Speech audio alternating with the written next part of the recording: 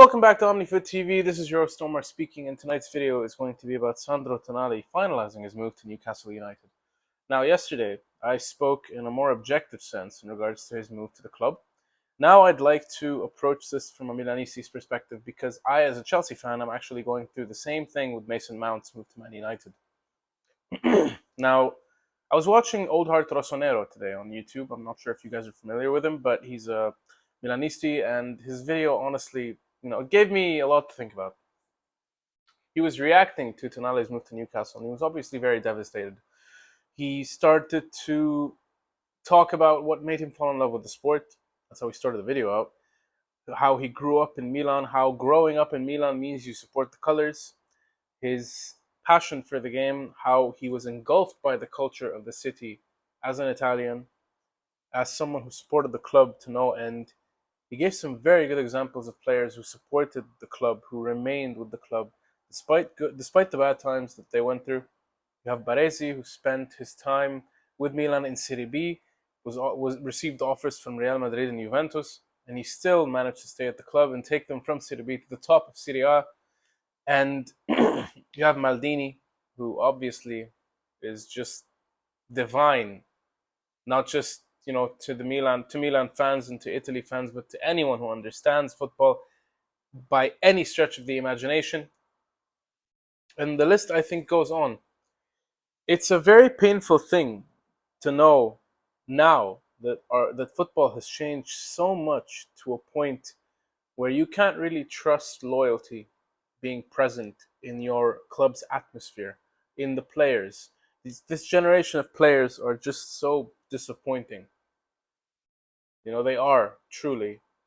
I despite the fact that it would be good, for Tonali's pockets to head to Newcastle, the fact that he grew up Milanisti, that his father is part of the Curva, that his family were just such a pivotal part in his choice to join the club, because he grew up supporting it. He has friends and siblings who support it to no end.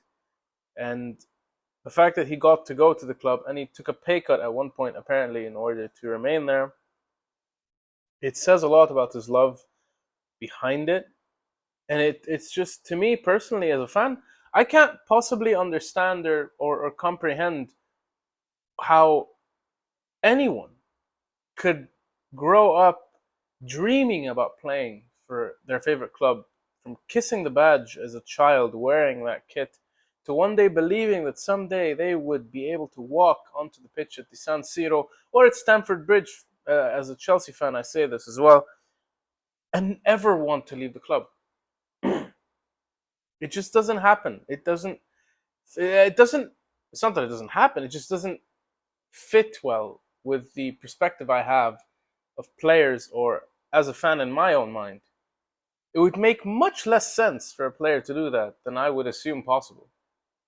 It just makes no sense at all. And I really feel good in regards to the Newcastle fans. This is a good move for them. They deserve the best. They're really working towards it. But they're not AC Milan, man. They're not a club steeped with European pedigree of the highest order. Let's just make that clear. For a very long time, AC Milan's only rival in the Champions League in regards to the number of titles won was Real Madrid. And that actually is still the case, despite their dip in fortune. But to say that the value behind Tonali as a player would diminish towards his own Italian audience, to the Milanisti who support him, who love him, who believe that he is one of them, because that's the root of the sport. That has always been the root of football. The sense of commonality, the sense of grounded pragmatism that has brought about the grassroots upbringing of the sport. The fact that anyone can get onto a pitch and play, from being a kid to growing up, and you do it out of the love for the game. You don't do it as though it were business. as usual. It's not just that. Wearing the shirt meant taking pride in the colors. It meant taking pride in the badge. It meant kissing the badge out of passion. When you had a moment that was so euphoric, it blinded you. It's just not the same anymore.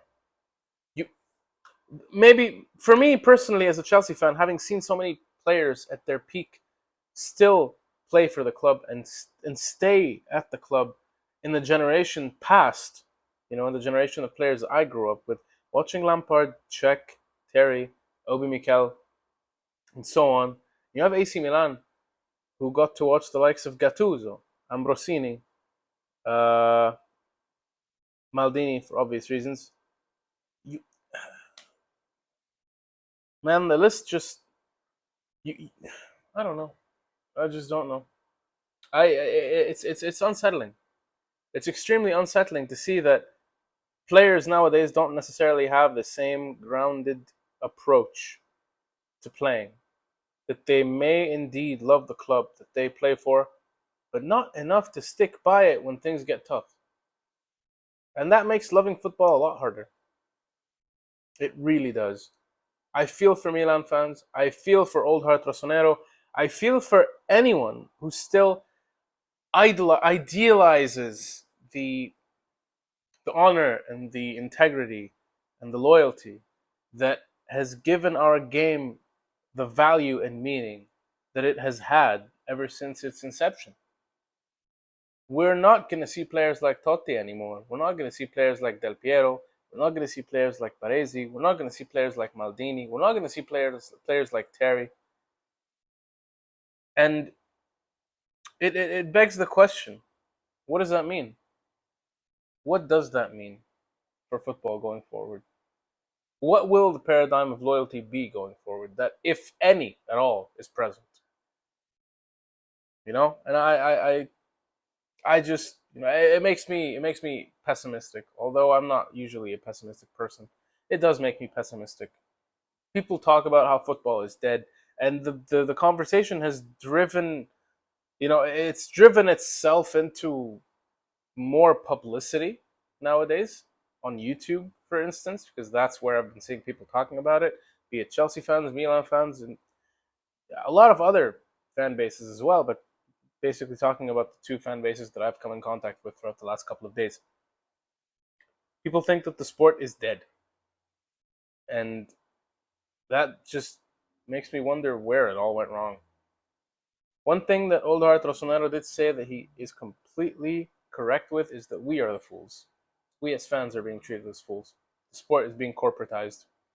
And I'm going to go more in depth in regards to that with the Strasbourg-Chelsea acquisition in the next video. Thank you for tuning in once again. I hope you've enjoyed this one. I hope that you've taken something worth caring and thinking about. Please let me know what you think about the video in the comment section below, about anything I've had to say, about anything you think I should have said. I welcome the discourse, and I can't wait to see, whoever wants to share their thoughts. Please like the video if you've enjoyed the content. Subscribe to the channel if you haven't. Thank you, and thank you in advance. And I will see you next time the whistle blows.